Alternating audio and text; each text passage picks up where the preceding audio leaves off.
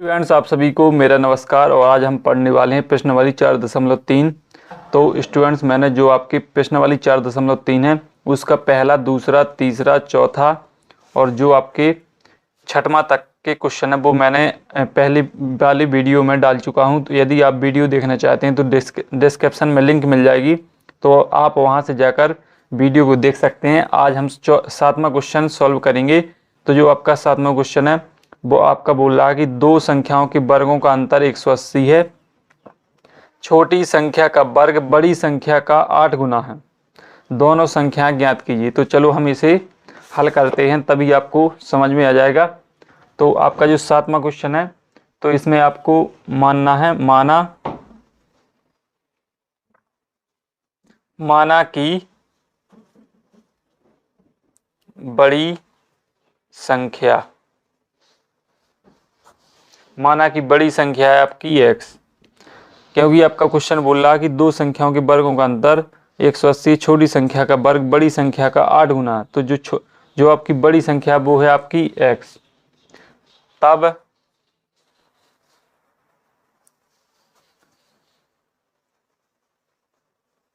तब छोटी संख्या आपकी क्या होगी? छोटी संख्या है आपकी y। अब आपका होता है प्रश्न अनुसार।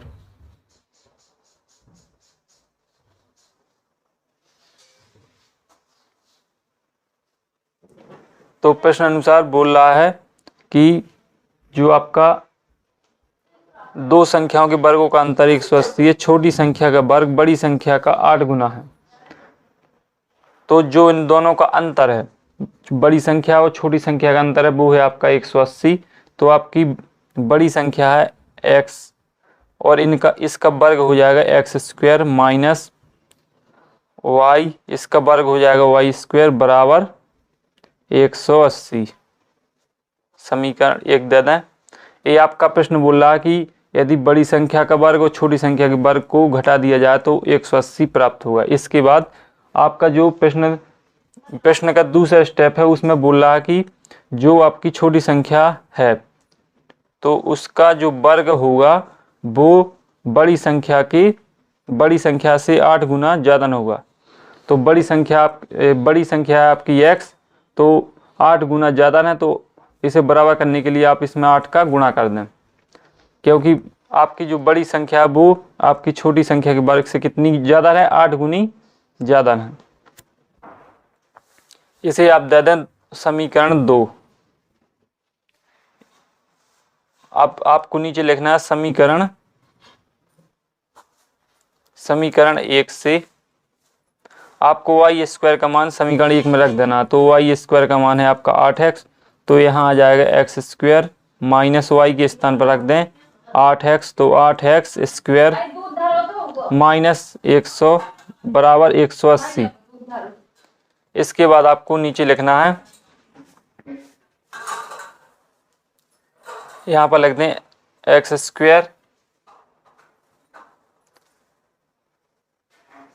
x² माइनस, यहाँ पर आ जाएगा आपका y² का मान है आपका 8x। सॉरी, यहाँ पर स्क्वायर नहीं आएगा क्योंकि y² का मान है, तो यहाँ आ जाएगा 8x माइनस 180 बराबर 0। यहाँ समीकरण दे दें आप 3। इसके बाद आपको व्यापक समीकरण से इसकी कर देना तुलना। तो a का मान आ जाएगा आपका 1, b का मान आ जाएगा आपका -8 और जो c का मान होगा वो होगा -180। इसके बाद आपको d का मान निकाल देना। d बराबर होता है b² माइनस 4ac। तो आपका जो b का मान है वो है आपका -8 का स्क्वायर माइनस 4 गुणे a का मान है आपका 1 गुणे c का मान है -180। इसके बाद आपको यहाँ पर हो जाएगा आपका 8 अठैया 64, यहाँ पर माइनस है वो यहाँ पर माइनस, तो माइनस गुणे माइनस हो जाता है प्लस, और 180 का आप इसमें कर दें गुणा, तो आपका आ जाएगा 180 का गुणा करें तो यहाँ पर आप 180 का गुणा कर लें, 180 गुणे 4 तो 0, 8 चौको 32, यहाँ पर 3, 4, 4 एकम 4 और 3 7, 720। तो आपका यहाँ आ जाएगा 720। अब इसे आप जोड़ दें तो यहाँ आ जाएगा आपका 784। तो ये निकल आएगा आपका डी का मान। इसके बाद आपको मूलों के लिए मूल निकालना है। तो मूल का सूत्र था -b plus minus root b square minus 4ac। ये होता आपका मूलों का सूत्र, मूल निकालने का सूत्र। तो आपका जो b का मान है वो है आपका -8। तो माइनस पहले -8 b का मान है, plus minus b square minus 4ac का मान है आपका 784 बटे, यहाँ आ जाएगा आपका 2 गुणे ए का मान है आपका 1। तो यहाँ 1 आ जाएगा। इसके बाद नीचे यहाँ माइनस का अंदर हो जाएगा गुणा, तो यहाँ आ जाएगा 8 प्लस माइनस, इसको आप रूट से बाहर निकालेंगे तो आपका आ जाएगा 28। आपको जो 784 से आपको रूट से बाहर निकालना है तो गुणनखंड विधि से आप निकाल दें, आप पे बनता ही होगा। इसके बाद आप यहाँ लिख दें 2।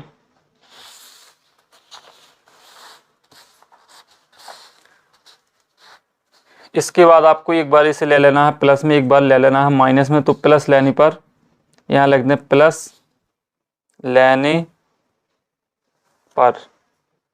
लेने पर क्या हो जाएगा 8 प्लस 28 बटे 2। तो 28 यहाँ पर आ जाएगा, यहाँ आ जाएगा आपका 36 बटे 2। तो यहाँ आ जाएगा आपका 18। और एक बार ले लें आप माइनस में, माइनस चिन्ह लेने पर, तो माइनस चिन्ह लेंगे तो 8 माइनस 128 बटे 2। तो यहाँ आ जाएगा आपका -20 बटे 2। तो आ जाएगा आपका -10। तो जो आपके x बराबर आएगा, x बराबर आ जाएगा आपका +18, x बराबर आ जाएगा -10। तो आपका जो -10 आएगा वो है चूंकि ऋणात्मक, तो इसकी कर देते हैं हम कल्पना। और जो आपका x का मान 18 है वो आपका बड़ी संख्या का मान होगा। तो यहाँ आप लिख देना है तब बड़ी संख्या x बराबर 18, और जो आपकी जो x बराबर होगी आपकी 18, और जो आपकी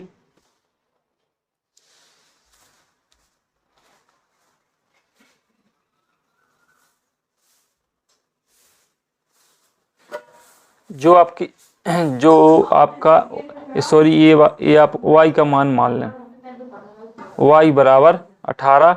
तो आपका जो आपकी जो y है वो है आपकी छोटी संख्या। तो यहाँ लिख दें आप छोटी संख्या आपकी क्या आई है, y बराबर 18 है। तो अब आपकी जो बड़ी संख्या होगी, बड़ी संख्या क्या होगी, बड़ी संख्या होती है आपकी y बराबर 8x। तो आपका x का मान क्या है 18 है। तो यहाँ हो जाएगा 144। ये हो जाएगा आपका क्लियर आंसर। तो आपकी छोटी संख्या है 18 और बड़ी संख्या को होगी आपकी 144। तो ये हो गया आपका 7वां क्वेश्चन। इसके बाद जो आपका 8वां क्वेश्चन है, एक रेलगाड़ी एक समान चाल से 360 किलोमीटर की दूरी तय करती है। यदि यह चाल 5 किलोमीटर प्रति घंटा अधिक होती है तो उसी यात्रा में 1 घंटा कम समय लगता है। रेलगाड़ी की चाल क्या होगी?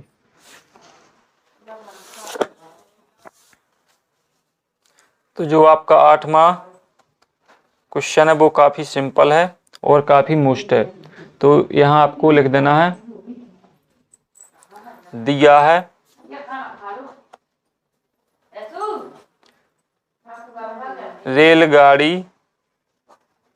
रेलगाड़ी द्वारा तय की गई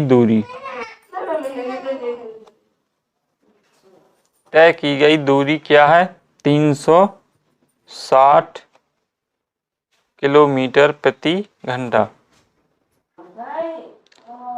और फिर आपको मान लेना, माना रेलगाड़ी की चाल है x, तब समय का सूत्र क्या होता है? दूरी बटे चाल, ये होता है समय का सूत्र। तो इसे आप याद भी कर लेना है। इसके बाद जो आपकी स्थिति वन है,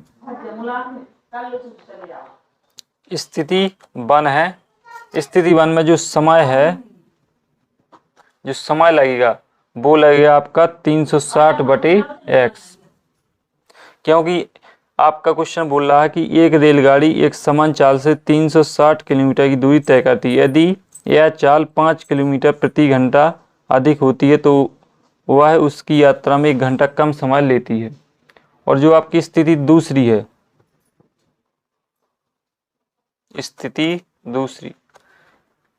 स्थिति दूसरी में जो समय लगेगा वो आपका 360 बटे x प्लस 1। समय का सूत्र होता है दूरी बटे चाल। तो आपकी टोटल दूरी है 360, तो आपकी जो आपकी टोटल दूरी वो है 360। तो जो रेलगाड़ी की चाल है वो है x। तो यदि हम चाल का भाग कुल दूरी में कर दें तो आपका समय निकल आएगा। इसी प्रकार दूसरी स्थिति में आपकी टोटल दूरी है 360 जो आपकी प्रश्न में दी गई है, और जो आपकी चाल है वो है x प्लस 5, क्योंकि वो क्वेश्चन है आपका कि 5 किलोमीटर अधिक कर दिया जाए। अधिक का मतलब होता है प्लस, तो हमने जो रेलगाड़ी की चाल है उसमें 5 अधिक कर दिए, तो आपकी 2 स्थिति निकल आई हैं।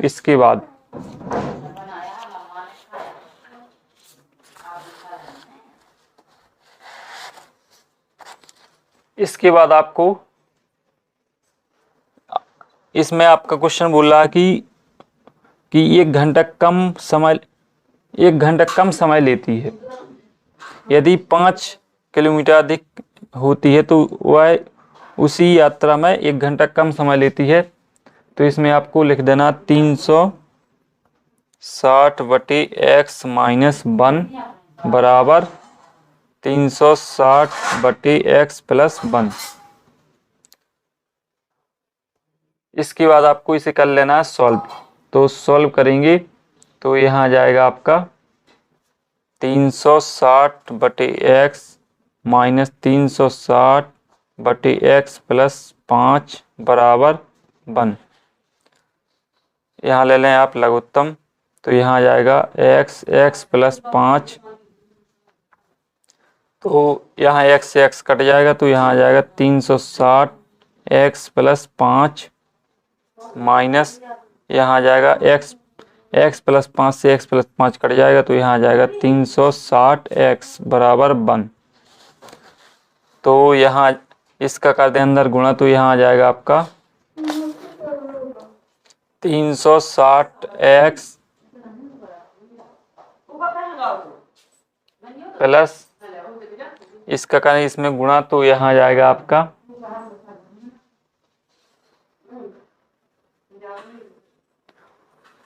1800। यहाँ आ जाएंगे आपके 360 x बटे x प्लस 5 बराबर 1। तो आपका 360 से 360 कट जाएगा, क्योंकि ये माइनस में है प्लस में है। तो यहाँ आ जाएंगे आपके 1800 बराबर, ये चला जाएगा इस साइड, तो यहाँ आ जाएगा x प्लस 5।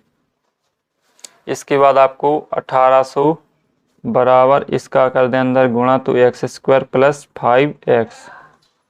तो 1800 को लाएं इस साइड, तो 0 बराबर x square plus 5x minus 1800।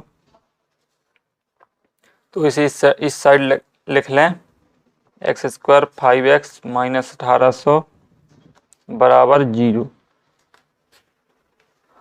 अब इसको आपको तोड़ देना है। तो आप तोड़ेंगे तो इसका आप इसका करें पहले इसमें गुणा, तो यहाँ आ जाएगा 1800 का गुणा एक्स स्क्वायर में कर दें तो 1800। अब 1800 की आपको कर देना गुणनखंड, तो ऐसा आपको 1800 को इस प्रकार बांटना है कि गुणा करने पर आ जाए 18 और जोड़ने घटाने पर आ जाए आपका 45। तो यहाँ आ जाएगा x square plus 45x minus 40x minus 1800 बराबर 0। तो यहाँ ले लें आप x square common, x common ले लें तो x प्लस 45 माइनस यहाँ ले लें 40 कॉमन तो x प्लस 45 बराबर 0। तो यहाँ आ जाएगा x माइनस 40 और यहाँ आ जाएगा x प्लस 45 बराबर 0। तो x बराबर x माइनस 40 बराबर 0 और x प्लस 45 बराबर 0। तो आपका यहाँ आ जाएगा x बराबर 40 और x बराबर माइनस 45। तो आपका क्वेश्चन बोल रहा है कि रेलगाड़ी की चाल ज्ञात कीजिए। तो चाल कभी ऋणात्मक नहीं होती, तो ये हो जाएगा आपका काल्पनिक। तो आपकी जो रेलगाड़ी की वास्तविक चाल है, रेलगाड़ी की वास्तविक चाल वो हो जाएगी आपकी 40 किलोमीटर प्रति घंटा। यही आपका क्लियर आंसर हो जाएगा। इसके बाद जो आपका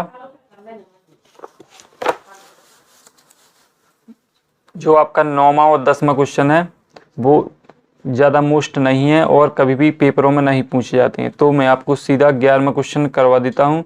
11वां क्वेश्चन है आपका, दो वर्गों के क्षेत्रफल का योग 468 मीटर स्क्वायर है। यदि उनके परिमापों का अंतर 24 मीटर हो तो दोनों वर्गों की भुजाएं ज्ञात कीजिए। तो आपका 11वां क्वेश्चन काफ़ी मोस्ट है और जो आपके 9वां और 10वां क्वेश्चन है वो कभी भी एग्जाम में नहीं आए हैं, इसलिए मैं उनको नहीं करवाता हूं, क्योंकि वो आपके कभी भी एग्जाम में नहीं पूछे गए। तो आपका जो आपका 11वां क्वेश्चन है,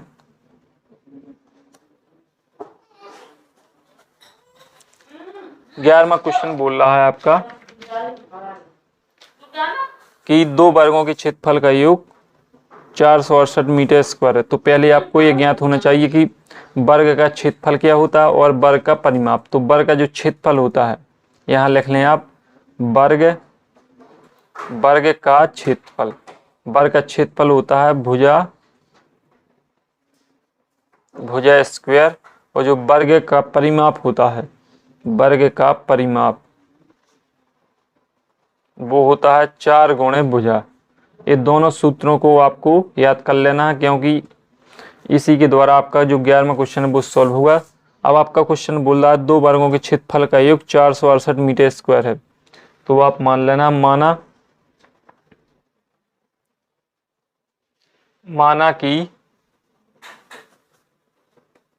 कि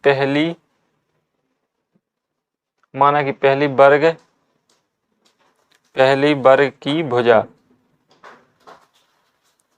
भुजा है x मीटर और दूसरे वर्ग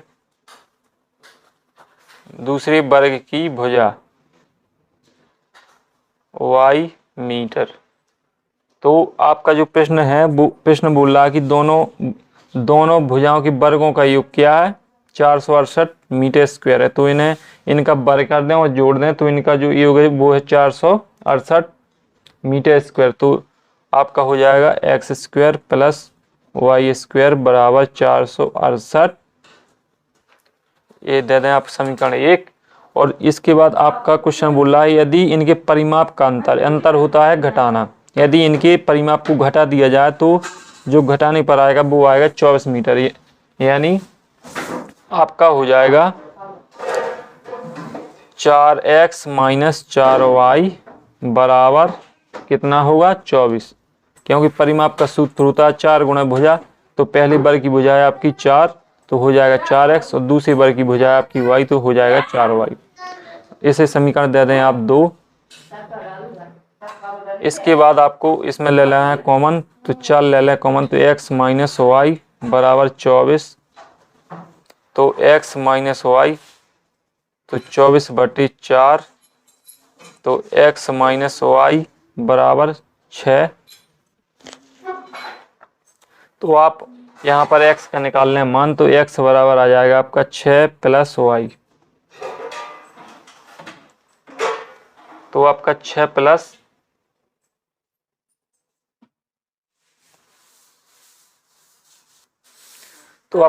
प्लस वाई आ जाएगा। इसके बाद आपको इसे समीकरण दे दें आप 3, तो आप लिख दें समीकरण 1 व 3 से। तो आपको जो x का मान है वो आपको समीकरण 1 में रख देना है। तो आप x के स्थान पर रखें 6 प्लस वाई का स्क्वायर प्लस वाई स्क्वायर बराबर 468। तो ये इसे सूत्र से खोल लें तो आ जाएगा 6 का स्क्वायर प्लस वाई का स्क्वायर प्लस 2 गुणे 6 गुणे वाई बराबर, सॉरी यहाँ पर आ जाएगा प्लस वाई स्क्वायर बराबर 468। इसके बाद 6 गुणे 6 यहाँ आ जाएगा 36 प्लस वाई स्क्वायर यहाँ आ जाएगा plus 12 y plus y square बराबर 468। तो यहाँ हो जाएगा आपका 2 वाई स्क्वायर प्लस 12 वाई और प्लस 36, 468 इस साइड आएंगे तो माइनस में। इसके बाद 2 वाई स्क्वायर प्लस 12 वाई, यहाँ आप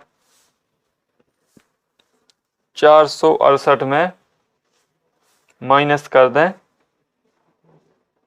36, तो आपका आ जाएगा -432 बराबर 0। तो आप इसमें ले लें कॉमन, तो कॉमन लेंगे 2 ले लें आप कॉमन, तो यहाँ y square plus 6 y minus 216 बराबर 0। तो 2 चला जाएगा 0 में।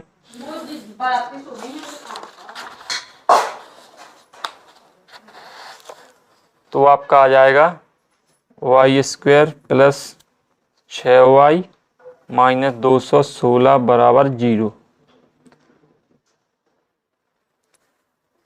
इसके बाद आपको यहाँ पर a बराबर हो जाएगा आपका 1, b बराबर हो जाएगा 6 और जो आपका c का मान है वो हो जाएगा -216। फिर यहाँ निकाल लेना आपको d का मान, तो d बराबर होता है b स्क्वायर माइनस 4ac। तो b का मान है आपका 6 का वर्ग माइनस 4 गुणे a का मान है 1 और c का मान है -216। तो यहाँ आ जाएगा 36 प्लस यहाँ आ जाएगा आपका 864। तो यहाँ इनका दोनों को योग कर दें तो यहाँ आ जाएगा 900। इसके बाद आपको निकालना है a आ जाएगा आपका d का मान। अब आपको निकालना है मूल, तो मूल बराबर क्या होता है, मूल बराबर होता है -b plus minus root b square minus 4ac बटे 2a। तो इसके बाद आपको b का मान क्या है आपका -6 प्लस माइनस और जो b स्क्वायर माइनस 4ac का मान है वो है आपका 900। 2 गुणे a का मान है 1। तो यहाँ आ जाएगा आपका -6 प्लस माइनस यहाँ से निकल आएंगे 30 बाहर बटे 2। जो आपके रूट में कोई भी संख्या हो उसे आप गुणनखंड करके निकाल सकते हैं, वो आपको मालूम ही होगा।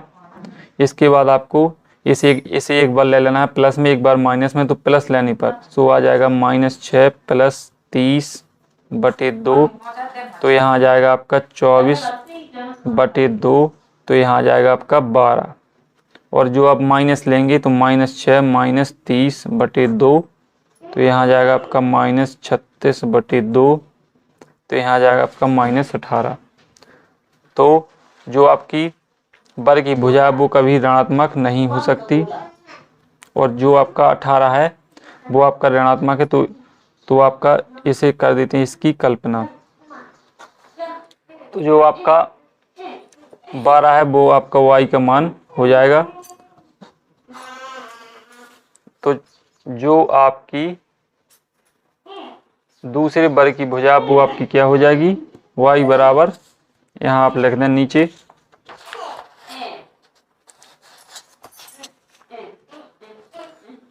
दूसरे वर्ग की भुजा, दूसरे वर्ग की भुजा y बराबर क्या हो जाएगा 12 मीटर। और जो पहले वर्ग की भुजा है, पहले वर्ग की भुजा, पहले वर्ग की भुजा हो जाएगी आपकी x बराबर 6 प्लस y है, तो आपका हो जाएगा 6 प्लस y का मान है आपका 12, तो हो जाएगी आपकी 18 मीटर। यही आपका क्लियर आंसर हो जाएगा। तो जो स्टूडेंट्स चैनल पर नए हैं वो चैनल को सब्सक्राइब जरूर कर लें और बेल आइकन का बटन भी दबा दें, ताकि जो आपका वीडियो डले वो आप तक पहुंच जाए और आपकी जो संपूर्ण 10वीं की मैथ है उसका संपूर्ण सॉल्यूशन इसी चैनल पर मिलेगा। तो अगले वीडियो में फिर मिलते हैं, तब तक के लिए आप सभी को जय हिंद जय भारत।